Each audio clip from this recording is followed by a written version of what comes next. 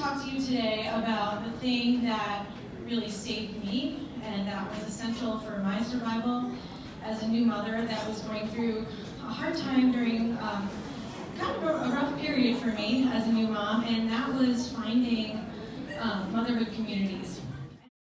I really truly believe that you need multiple systems of support when you're going through this really vulnerable time in your life as being a new mother, which is really hard and really transformative.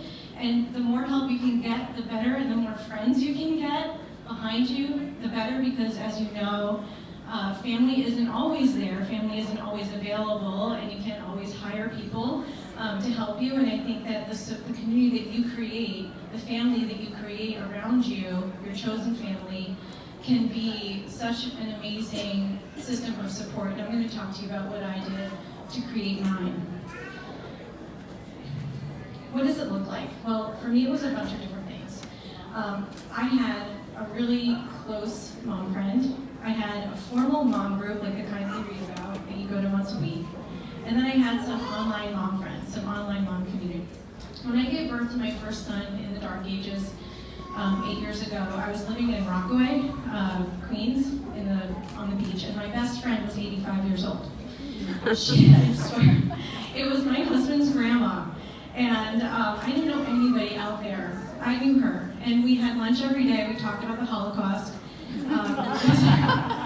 and her friends came over to visit. They were geriatric, and but I didn't have anyone to talk about what I was going through. You know, what it was like to be a brand new mom. I had all these old ladies trying to touch my boobs.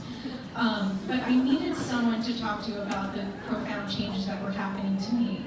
And I needed someone to tell me that it also wasn't really normal, that I was feeling really sad, and like maybe this was the worst idea in the whole world to become a mom, and that it wasn't normal, that I thought that my baby was slowly plotting my demise. I had postpartum depression, and I had no idea, because I didn't have any mom friends out there.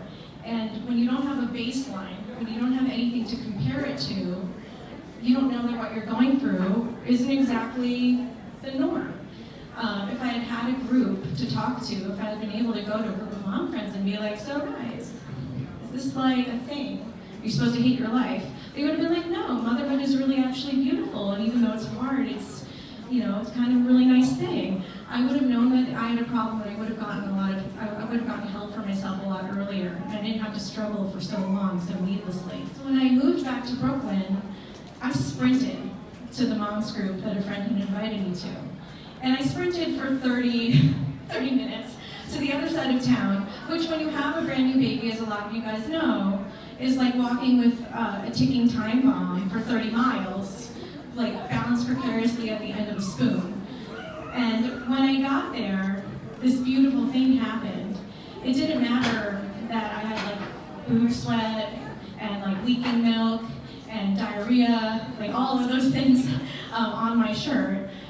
But you know, when I got there, I saw this group of moms sitting on the living room floor in various states of hot messness, and you know, and all their kids were in various states of undress, like diaper, miserable, sleeping, nursing. And I was like, oh, okay, I found my people. This is home. This is where I'm supposed to be. And I went there every week, no matter how awful I was feeling, because I knew that these were the people that I was going to be vulnerable with. And you will not find a more vulnerable person than a brand new mom, because she doesn't have time to BS with you. She is raw, she is vulnerable, and she's not going to BS. She's just going to tell you, like, look, I'm just not feeling it today. I did not sleep last night. I haven't eaten anything except a cracker. Like, I really hate my partner. They didn't get up at all last night. You know, you're not going to pretend that you have a home-cooked meal, 3 courses at home, and that your house is spick and span, and that you're already going through all your work emails like a boss. Like, it's just not reality. And if anyone tells you that, they're lying. So, you know, it's just really nice to have a group of people that you can depend on, that you can be vulnerable with, and that you don't feel like you're the only person going through what you're going through. And to feel a sense of not being alone. So that was the one thing that I really recommended, is finding yourself a mom group. And it doesn't matter how how far they are. You just got to get yourself there. The other thing is, get yourself a really close mom friend. And I know that sounds really hard, like, oh God, I'm a grown up. Now I have to go make some new friends. Who has time for that?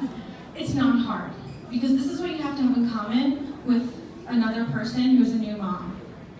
A baby born around the same time as yours. That's about it. I was friends, my best friend as a new mom was someone I barely had anything in common with, except we went to prenatal yoga and our babies were born a day apart. We hung out once and then I was living on her couch. There was like no dating, period, no courtship, and then I was just like on her couch every day, passed out while she watched my kid, she would pass out, I would watch her kid, make sure no one rolled off the couch, and she became family. And that's what you need, is like, the days are long, you know, when you're home and on maternity leave, and you want someone to spend those hours with, because it can feel endless. And it's just really nice to have someone to talk to and just sit with and feel, you know, again, not alone with. And I really think this person saved my life, because without her, I wouldn't have gotten through those hard times, even if I wasn't depressed. And I know that for a lot of my friends, they had that person. And I really encourage you to find your person. The other thing I really recommend is online communities. I founded one, so I'm biased, but at the time there weren't online communities like there are today. But there were these mom chats, there were Facebook groups, there was the Upper East Side Mom Group, which you might know, it's horrifying today, but like back then, it was kind of nice. But I would even go on these boards, like message boards, where people were just posting things for sale and looking for nannies, and I would go just to see the timestamps. Because it would be like 3 in the morning and I've been up for hours trying to get this colicky baby to sleep, and I wanted to know that other people were also awake. And I'd be like, oh my God, I feel so seen right now. I just wanted to know there were other people like feeding their babies and being miserable, and it just was like, cool, yeah. So that was my trifecta of things that could help. So here's another thing to know. The friends that you make when you're a mom, they're not necessarily your forever friends. You may find that they move away, they go back to work, you have nothing in common with them anymore, and that's okay. It doesn't make them any less special or any less meaningful. They were there for a time, and it was during a life-changing and transformative time, and it meant a lot. And I'm not trying to give you like a ton of homework, and I don't want you to leave and be like, oh shit, I don't have to go, sorry. And I have to go find like 10,000 mom groups and all these online groups. No, that's not what I'm trying to say. I'm just saying there are these opportunities for connection that are within your power to find.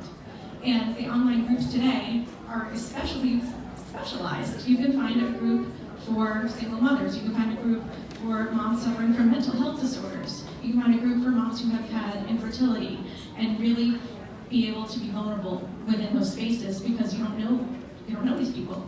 And that's what I love about Not Safe for Mom Group, because people can post anonymously and say whatever they need to say without being judged. Before you leave today, I'd like you to reach out to somebody in here today and exchange your Instagram handle, or just like your phone number or old-fashioned email, because you just never know.